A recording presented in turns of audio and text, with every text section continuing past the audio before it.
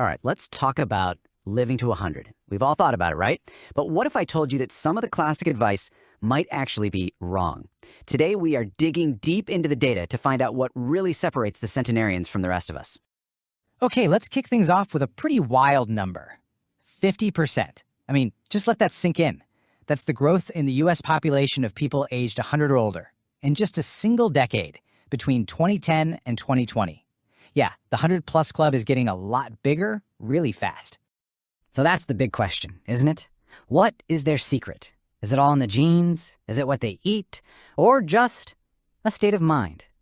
Well, let's see what the actual research has to say. Okay, a 50% jump sounds massive, and it is. But let's pump the brakes just a little bit here. Reaching 100 is still, incredibly rare. To put it in perspective, back in 2020, centenarians were just about 2 people out of every 10,000. So we're talking about a very small, very special group of people, which honestly makes figuring out their secrets even more interesting. So to really get to the bottom of this, we're going to look at 2 big-time studies. They give us some really fascinating clues from totally different angles. First, we've got this huge environmental study out of Washington State. And then there's this incredible long-term lifestyle study that followed Japanese-American men in Hawaii for decades. And when you put them together, well, the picture that emerges is pretty amazing. All right, first up, where you live. I mean, does your zip code, your neighborhood, actually play a role in whether you'll blow out 100 candles on your birthday cake? Well, this massive study in Washington State set out to answer that exact question. And listen to the scale of this thing. It's pretty mind-blowing. The researchers looked at over 144,000 death certificates, all from people who are 75 or older. But here's the cool part. They didn't just look at the people. They actually linked each person to the specific details of the neighborhood they lived in, the social vibe, the environment, all of it. So what did they find?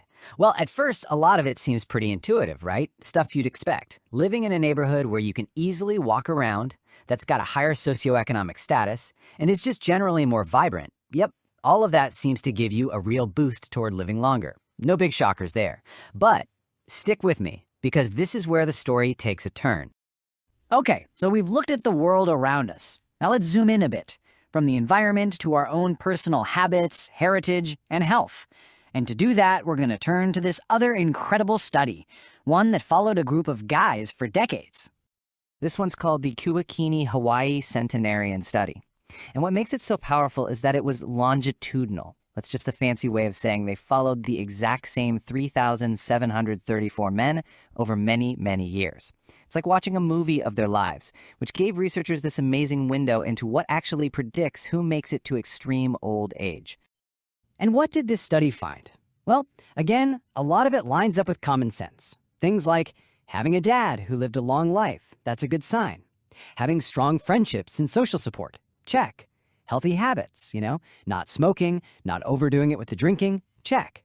Staying physically and mentally sharp, and of course, avoiding diseases like diabetes. All key predictors. No real shockers. Yet. Okay, and now for the fun part. This is where both of these massive studies start to throw us some curveballs. They start to challenge the stuff we all thought we knew about living a long, long life. This is where it gets seriously counterintuitive. So, here's a big one. A stable marriage is supposed to be good for your health and help you live longer, right? That's what we're always told. But what if the data tells a completely different story? Okay, get ready for this, because this finding from the Washington study is a big one. It turned out that people who were widowed, never married, or divorced actually had a higher chance of reaching 100 compared to people who were married. I mean, that completely flips the whole marriage protection idea on its head. Even the researchers were kind of scratching their heads over this one. They had a couple of theories. One idea is that for people who were widowed, maybe the incredible stress of losing their partner happened so long ago that they've since adapted. Or, hey, maybe for others, it's about avoiding the day-to-day stress that can come from a difficult marriage. It's definitely a complex and fascinating result. All right, next up, education. This one seems like a no-brainer. Having a good education, maybe a college degree, that's got to be a ticket to a longer life, right? You'd think so. Well, this is where both studies drop another bombshell. First, the Hawaii study found that, surprisingly, education just wasn't a big deal when it came to predicting who would survive from their 70s to 100. But the Washington study, it went even further. It found a negative link. That's right, people with a high school diploma or a college degree were actually less likely to hit 100 than people who didn't even finish high school. It suggests that whatever advantages education gives you, they might just not matter as much when you get into that extreme old age. So, what does this all mean? We have some findings that make perfect sense, and then we have these major plot twists. How do we put all these pieces of the puzzle together to see the big picture? Well, I think the biggest takeaway is this. There is no single magic bullet. There's no one secret. Reaching 100 is more like a complex cocktail, right? It's a mix of your genes, the choices you make every day, the community you live in, and yeah, probably a little bit of good old-fashioned luck. So, to wrap it all up, what should you really take away from all this? First, where you live definitely matters. Second, those healthy habits and having people you can count on, absolutely critical. A little boost from your family's genes can for sure give you a leg up. But maybe the biggest secret of all is that the conventional wisdom we have about aging, it doesn't always apply to this super elite group of people. Longevity is a puzzle, and it's way more complex than we thought. And that really leaves us with one final, pretty mind-bending question to think about.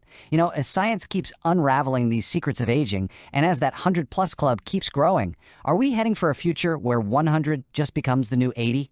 Will it stop being an exception and start being the expectation? I guess we'll have to wait and see.